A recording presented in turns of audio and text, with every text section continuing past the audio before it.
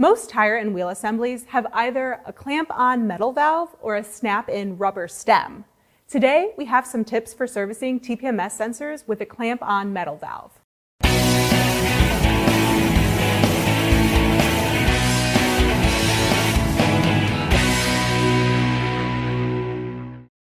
First, anytime a clamp-on TPMS sensor is reused or replaced on a wheel, you must install new seals and new valve stem nuts to ensure proper sealing around the sensor valve stem. Pieces of the old seal can cause a slow leak. Pieces that should be replaced include the grommet, the valve nut, and sometimes the valve stem. Grommets conform to the mating surface of the wheel, so when the hex nut is torqued, the seal and grommet start to take on the shape of the surface they're sealed against. This shaping against the surface is permanent, which means these parts can't be reused.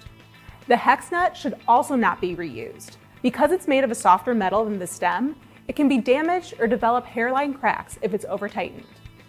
When inserting the sensor through the wheel, keep pressure against the rear of the metal valve stem. The potted side of the sensor should be positioned toward the wheel. Mounting the sensor upside down can cause relearn and transmission problems. Do not lubricate or use a sealant near the TPMS sensor or valve area. This can change the torque values and cause you to snap the stem. Don't guess on the torque for the nut. Look up the torque specs for the vehicle to make sure you use the correct figures. Some TPMS service kits include the torque spec in the package. I'm Maddie Winer, coming to you from the Tire Review Continental Tire Studio at Babcox Media. Thanks for watching.